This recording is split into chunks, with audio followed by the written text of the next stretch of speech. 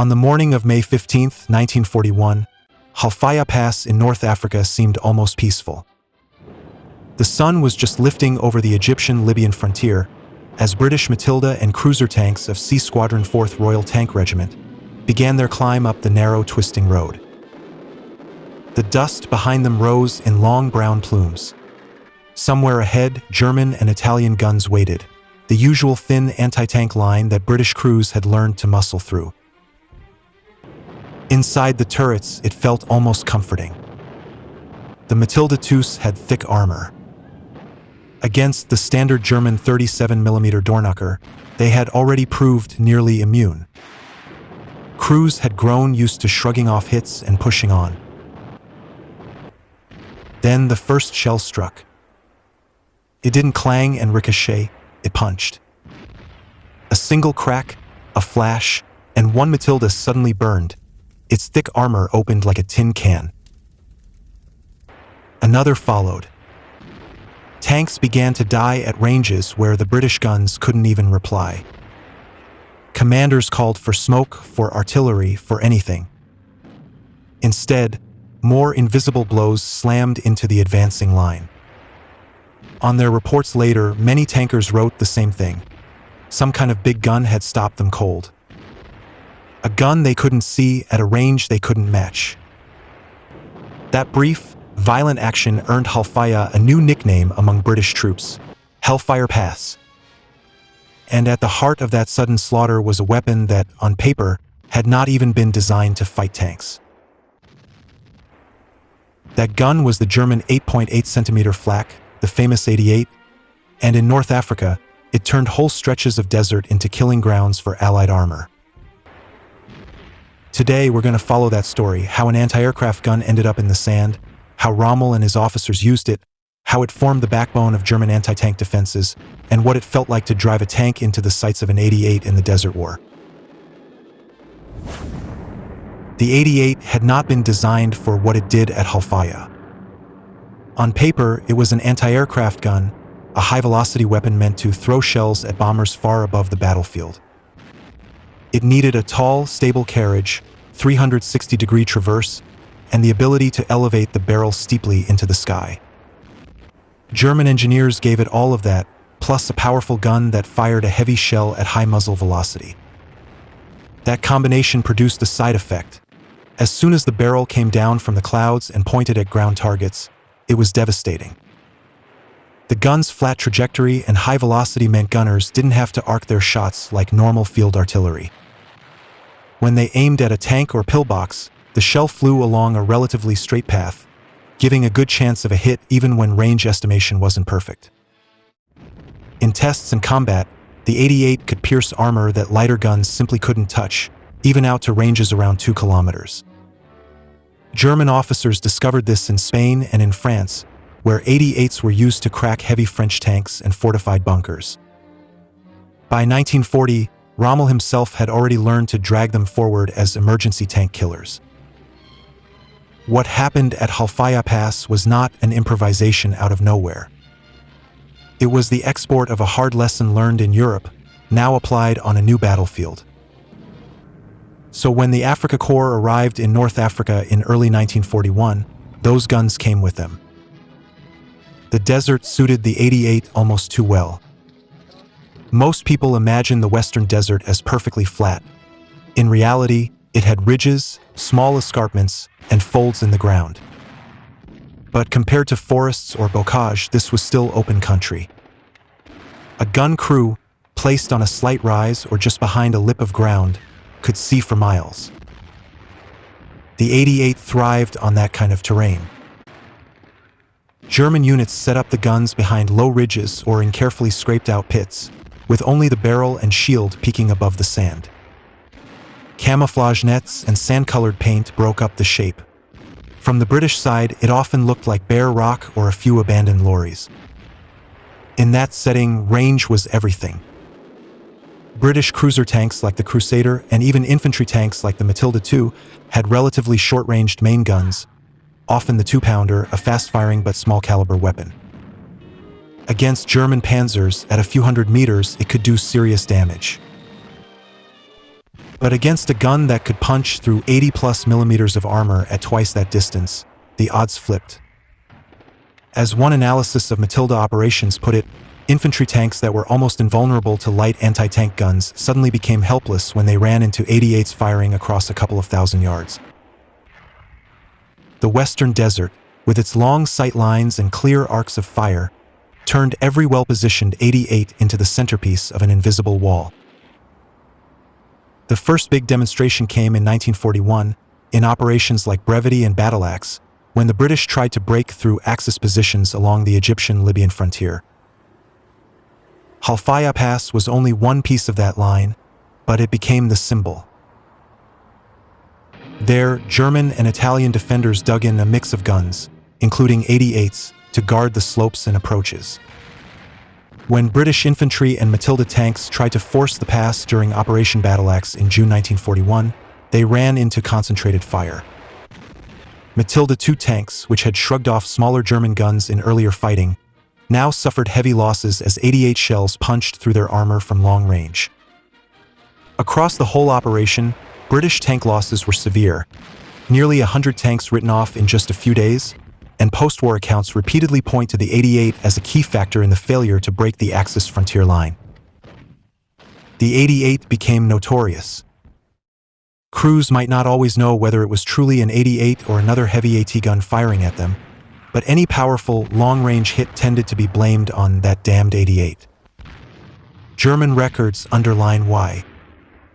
By one wartime estimate, just 2 Flak battalions in the Afrika Korps claimed more than 250 British tanks destroyed in 1941 alone, an extraordinary figure, given how few guns that represented. To understand why these guns excelled, we have to look at how they were used, because the 88 wasn't standing alone in the sand. German doctrine in North Africa built layers of anti-tank defense. In front, lighter anti-tank guns, 37mm and 50mm, and even captured weapons formed the immediate screen. They were smaller, easier to hide, and could be pushed forward with the infantry. Their job was to slow down the advance, force tanks to button up, and make commanders pause or change direction. Behind them, in depth, sat the heavy guns, the 88s. Rommel and his divisional commanders liked to place the 88s so that British tanks would not meet them first. Instead, they would bounce off smaller guns, see panzers in the distance, and commit to the attack, and only then run into the real killing zone, where 88s had clear fields of fire over the battlefield. Often, the panzers themselves were bait. In many desert battles, German tank units would move forward, trade a few long-range shots with British cruisers, and then fall back in a controlled way. To the British, this looked like a withdrawal they could exploit. The tanks pushed harder, spread out, and charged. As they did, they crossed invisible lines. Somewhere ahead, ranging stakes or landmarks had already been noted by German gunners. When the British tanks crossed those reference points, fire orders went out. 88s that had sat quiet to avoid drawing attention now opened up all at once, aiming at the lead and flank tanks to block escape or maneuver. Within minutes, attacking squadrons could lose a third or half of their strength. The Battle of Gazala in 1942 saw exactly this kind of interplay. British armor advanced into what looked like a fluid, maneuvering desert battle, but Rommel's formations hid strong belts of artillery and 88s on their flanks. Contemporary accounts describe the Panzer Army using these heavy guns to anchor positions, while mobile elements circled and counterattacked. It was this combination, baiting with panzers, layered AT guns, and the long-range punch of the 88 that turned the gun into a legend in the desert. For the crews on the receiving end, all of this boiled down to a brutal experience. They were being hit before they really had a chance to fight back. Crews learned to fear certain stretches of the front simply because there's always an 88 waiting. British intelligence reports and post-battle analyses reflected this fear. In some actions, they overestimated how many 88s the Germans actually had, blaming every long-range loss on the same weapon. But that itself is telling. The gun didn't just kill tanks. It warped the way Allied crews viewed the battlefield. Of course, the 88 was not a magic wand.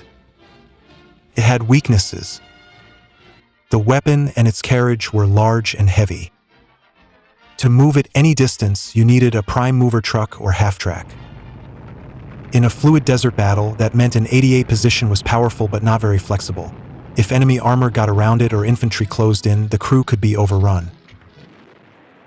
The tall silhouette that made it such a good AA gun also made it harder to hide than a low, purpose-built anti-tank piece. In some engagements, once British gunners and tank commanders learned to recognize the positions, they gave orders to hit them with concentrated artillery fire or tank HE shells. There were also command and logistics complications. Technically, many 88s in North Africa belonged to the Luftwaffe Flak units, not directly to the panzer divisions. Rommel often called them forward anyway, using personal authority and crisis situations to override normal chains of command. That kind of improvisation worked when things went well, but it could strain coordination and supply. And as the war went on, the Allied side changed too. British and Commonwealth forces steadily improved their own guns and tactics. Newer weapons like the 6-pounder and, later, the famous 17-pounder provided better anti-tank firepower. American-built medium tanks like the M3 Grant and then the M4 Sherman brought more gun range and high explosive capability. Artillery coordination improved. Combined arms attacks with proper infantry, tanks, and guns became more common. By late 1942, at battles like El Alamein, the Axis still fielded 88s and other heavy guns, but the desert was no longer a one-sided shooting gallery. The kind of disaster that had happened at Hellfire Pass was harder to repeat against more cautious, better supported Allied armor. Even then, nobody on the Allied side stopped respecting the 88. It remained an infamous weapon, one that crews were warned about before they went forward. Looking back at the entire North African campaign, it's easy to see why. On a map, the 88 was only one weapon among many, a few dozen guns among hundreds of tanks and guns on either side. In an order of battle, it was a line item, a flak battery attached here, a mixed AT regiment there. But on the ground, in the sand and heat, it loomed much larger. The 88 took advantage of everything the desert offered. Long lines of sight, hard, flat ground, and the tendency of both sides to commit armor in sweeping advances. It sat in the background of Rommel's tactics, offering a hard spine to his maneuvers. When British tanks pushed forward in what they thought was a fair fight, these guns often decided otherwise. German sources later boasted of hundreds of tanks knocked out by just a couple of flak battalions in 1941, and Allied histories of battles like Battle Axe, Gazella, and the frontier fighting repeatedly circle back to the same theme. Attacks that seemed promising were cut down by unseen heavy guns firing from beyond normal tank range. In the story of the Desert War, then, the 88 was more than just a technical marvel. It changed the psychology of armored combat. The tank, symbol of offensive power, suddenly wasn't safe simply because it kept its distance or relied on thick armor. Against a well-handled 88, there was no comfortable range where the tank could sit and trade shots. If it came within a couple of kilometers of a hidden battery, it was already inside the danger zone. For the men who climbed into their Matildas that morning at Hellfire, that lesson was written in burning tanks on the rocky slopes of Hellfire Pass. They drove forward expecting a familiar contest, tanks versus light AT guns, one more push against the Axis line. Instead, they met the gun that stopped the desert tanks, a weapon built to swat bombers now pointed straight at them. And in North Africa, for a crucial period of the war, that made all the difference.